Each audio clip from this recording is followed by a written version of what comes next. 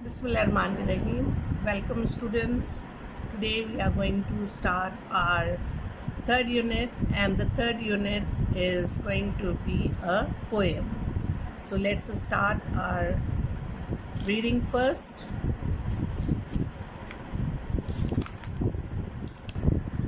Students, take out page number 37. There the poem is The Schoolboy, which is the third unit of our syllabus. Now I am going to read you the poem, and before reading the poem I am going to read the little description that is given over there about the poet of the poem. Read the following poem, The Schoolboy. Read the poem by William Blake, a famous English poet and artist. Blake belonged to a little middle class family and never went to school. He was known for his radical views on religion, society, and other matters. This poem is from his songs of innocence and of experience.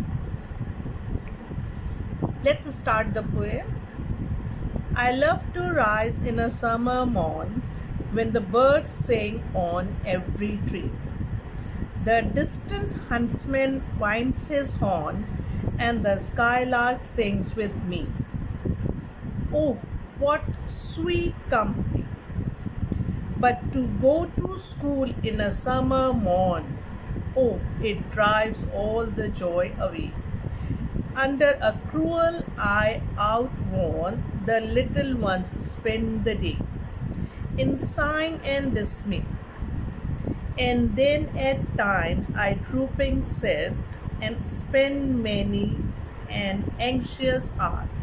Nor in my book can I take delight, nor sit in learning's bar. Worn through with the dreary shower, how can the bird that is born for joy sit in a cage and sing? How can a child when fears annoy but droop his tender wing and forget his youthful spring? O father and mother, if birds are nipped and blossoms blown away, and if the tender plants are stripped of their joy in the springing day, by sorrows and cares dismay. How shall the summer arise in joy, or the summer fruits appear? Or how shall we gather what griefs destroy, or bless the mellowing year, when the blast of winter appear? Over here in this poem, the poet is describing a boy who is going to school, and as children they do not love to go to school. That is being explained over here in the different paragraphs of the stanzas of the poem. Now first of all I am going to let you know who is the poet. As we have just read it out, it is William Blake, and William Blake never went to school, but even then he is a very famous poet and a poet. So William Blake जो है एक ऐसा मतलब शायर है जो कि अपनी ज़िंदगी में वो स्कूल नहीं गया, पर उसके बावजूद उनकी जो पोइट्री है दैट इज़ फुल ऑफ मतलब topics which are based on society and religion. And this poem, The Schoolboy, is also taken from his songs of innocence and of experience. Now in the first stanza of the poem, the poet is describing a view in which there are birds chirping on the trees, and the huntsman with his horn he is setting himself for the winds his horn. Now the schoolboy describes the natural joy and the love of the freedom that children have, and how an oppressive schooling destroys innocence and joy. This poem is also telling us it is influenced by the biblical story of the Garden of Eden and the fall, when Adam and Eve were expelled from the garden. यानी कि ये इसमें हम कह सकते हैं कि शायर जो है वो उस वाक़े को भी थोड़ा सा मद्देनज़र रख रहा है, जिसे हम कहते हैं कि हज़रत आदम अलैहिस्सलाम और बीबी हवा जो थे वो जन्नत से जो निकाले गए थे, उस कॉन्सेप्ट को भी उसने थोड़ा सा वहाँ पर मेंशन किया है. But let's come again to the topic of the poem over here. But to go to school in a summer morn, oh, it drives all the joy away. यानी कि जब बच्चों को स्कूल जाने के लिए कहा जाता है तो they try to make lame excuses over there, and they give reasons, and they do not want to go to school, but they want to stay at home and do the things that they like to do. So that is all that has been explained over here. ठीक है. And then at times I drooping sit and spend my many an anxious hour, nor in my book can I take delight, nor sit in a learning's bar, worn through with the dreary shower. How can the bird that is born for joy sit in a cage and sing? How can a child when fears annoy but droops his tender wing? यानी कि in this paragraph stanza the poet is saying कि एक वो परिंदा जो कि आज़ाद पंछी हवा में और आसमानों की बुलंदी में वो घूमने फिरने के लिए अल्लाह ताला ने पैदा किया, अगर आप उसी परिंदे को जो है आप पिंजरे में बंद कर देंगे तो it is not going to be happy. So that is what he is comparing the boy with. ठीक है. Oh father and mother, if birds are nipped and blossoms blown away, and if the tender plants are stripped of their joy in the springing day by sorrow and care's dismay. Now then he is coming to the parents, and the boy is saying कि अगर एक बच्चे को जो है आप बढ़ने से पहले उसकी जो ख्वाहिशात हैं घूमने फिरने की और चहचहाने की अगर वो रोक दी जाए तो क्या वो बच्चा मतलब is going to be happy in life? No, it is not going. जिस तरह अगर आप एक खिलते हुए फूल को लेकर जो कि अभी नहीं खिला है, ठीक है, और आप कली को लेकर आप तोड़ देंगे तो it won't be able to, ठीक है ना, it won't be able to become a flower. So that's what he is comparing the boy with. Okay. How shall the summer arise in joy, or the summer fruits appear? Or how shall we gather what griefs destroy, or bless the mellowing year, when the blast of winter appears? यानी कि कैसे जो है मौसमों की जो तब्दीली है वो कैसे मतलब आप महसूस कर सकते हैं, ठीक है, और कैसे आपको डिफरेंट मौसम में डिफरेंट चीज़ें हम देखते हैं. फॉर एग्ज़ाम्पल स्प्रिंग कम्स, ठीक है, it is bringing many things with that, different fruits, different मतलब environment over there.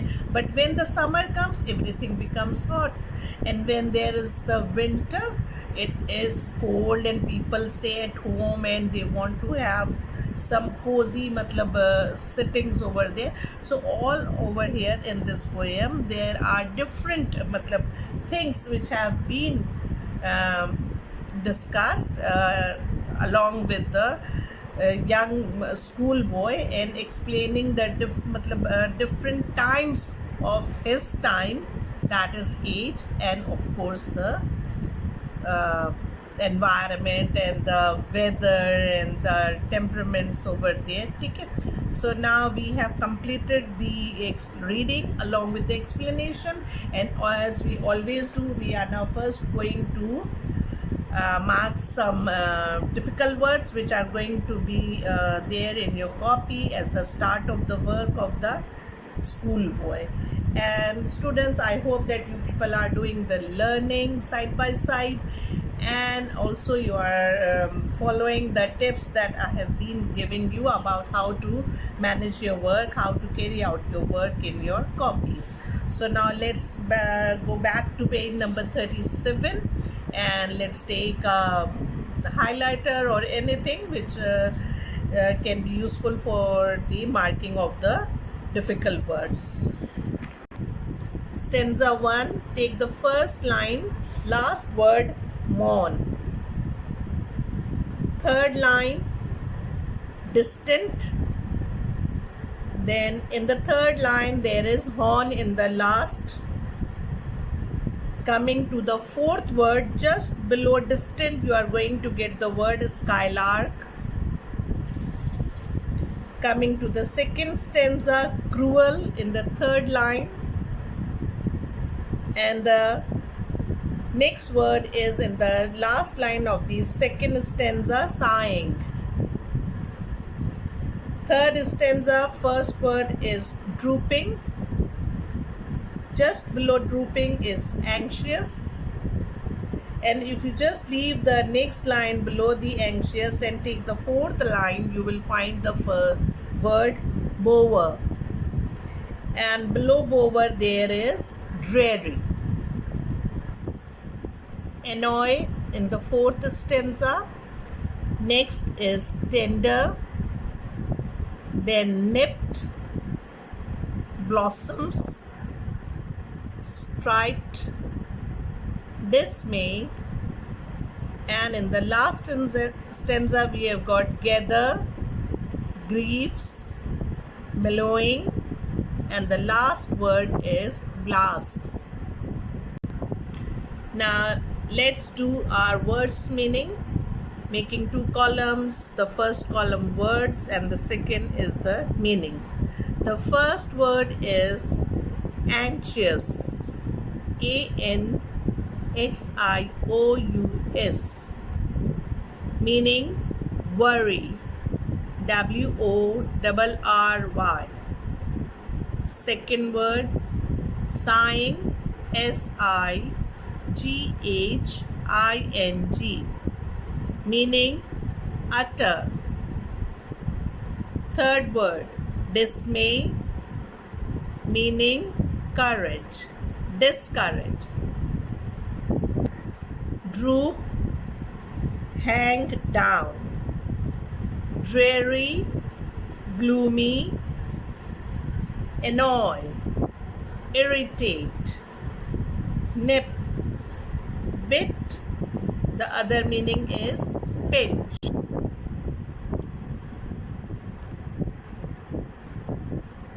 Blossom, flowers of fruits or trees. Mellow, sweet, juicy. Bower, dwelling.